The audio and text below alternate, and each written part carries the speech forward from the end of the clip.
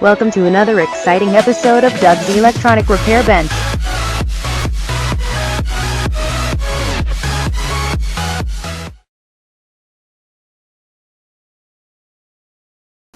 Well, good afternoon, YouTube. I'm back with this fancy meter of mine. Not really, not fancy. What I did, I put it all back together, as you can see, thinking maybe it was fixed. That was a bad assumption on my part.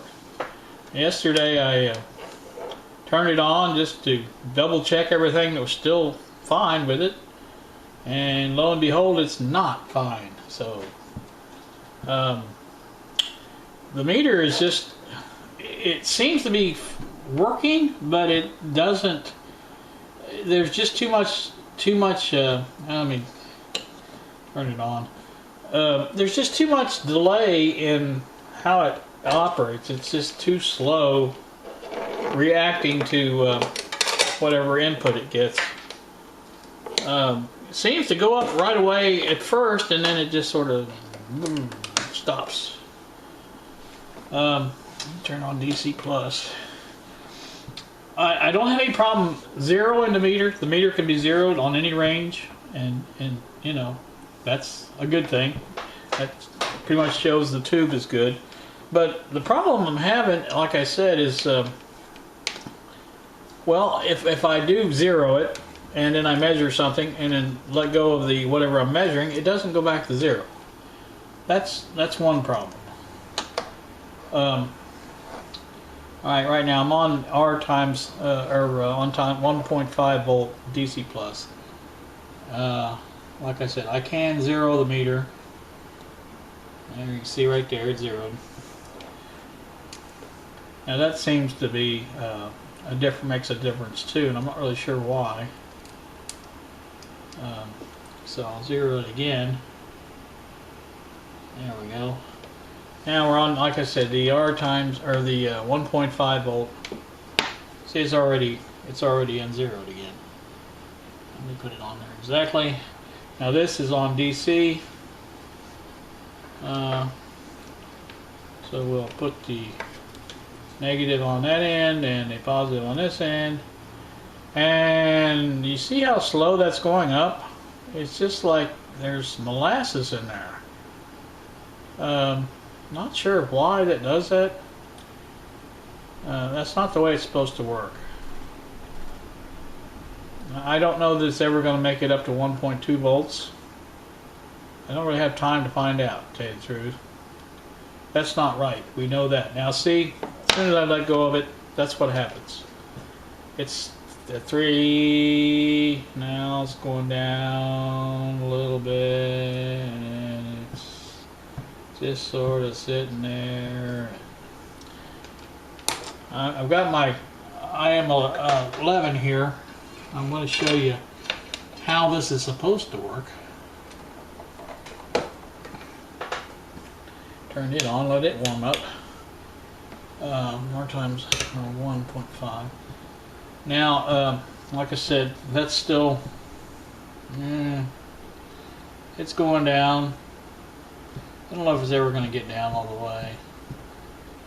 So that's the problem with it. It seems to work, but yet it doesn't work. So my first reaction, I know the tube is good because you can balance the meter. Okay, that's the criteria for how good the tube is. The other tube in it's a 6AL5. It has nothing to do with it unless you're measuring AC.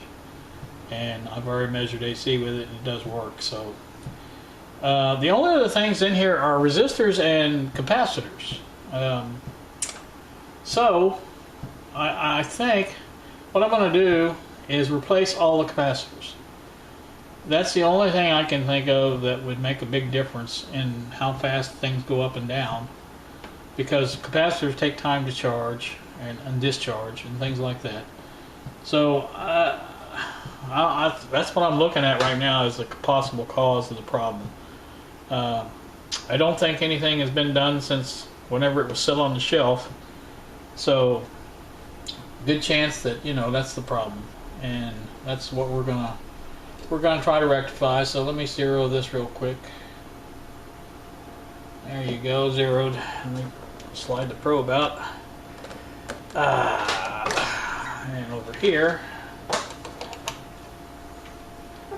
See, now that doesn't make a huge difference with that one. It just putting the probe in. So let me put the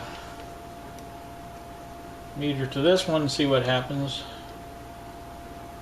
Look there, 1.2 right away. You see how fast that moved? And watch it go back down. You see how that works? That is what this one's supposed to do. It's just that simple.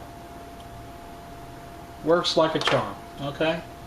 We'll put it up on 15 volts. Put this here battery on it. I've already measured this before. Like I said, it was 9.5 or something like that. Of course, it won't cooperate now, but there it goes. And let's see what we got. 9.5 exactly. Down, up. That's it. It works perfectly. This little meter here is great. And you know, if it was like one like that, I'm seriously considering that these meters are identical. I'm seriously, other than the meter, seriously thinking about taking the guts out of that, putting it in there, be done with it. I'm seriously thinking about that. I don't know. You know, like I say, I'm gonna take this all back apart again, put new capacitors in it, new electrolytic capacitor in it, and try it again. That's all I can do. I'm gonna leave the disc capacitors in there. Everybody says the disc capacitors, ceramic capacitors, what are you gonna call them, don't go bad. So, okay, on that assumption, we won't mess with them. But like I say, that's where I'm at on the meters. Until I get me a good bits meter, I'm not going to be satisfied. So this one is great. It works great. It's just too small. I mean, you can see if I move things around, this what happens? It moves. I mean, this one's going to move a little bit, but not like this one does. And like I said, it's just a matter of getting this one in the same shape that one's in, and I've got the perfect. I know exactly what it's supposed to read, because this one will read exactly the same, because everything's the same then. So it's just in a different package. Let me turn this off, and that's where I'm at. That's what I'm doing.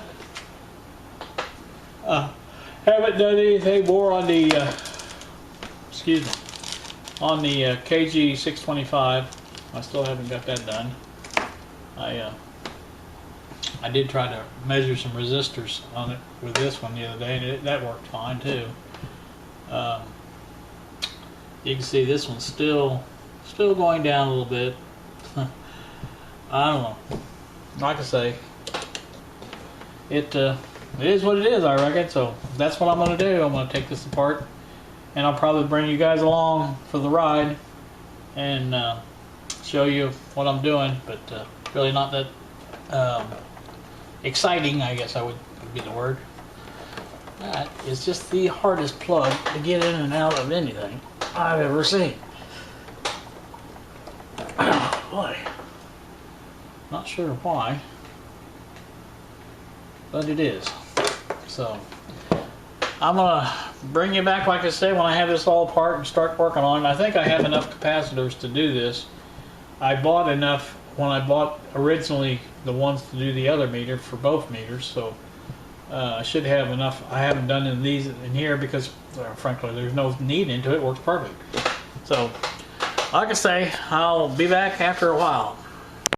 I'll bring you back here just a second to show you this little problem. I replaced this capacitor, electrolytic, and I'm not really sure if you can see it or not, but right here where that is not soldered. That's the lead from the power transformer. If it's soldered, it's not soldered very well. It's loose in there.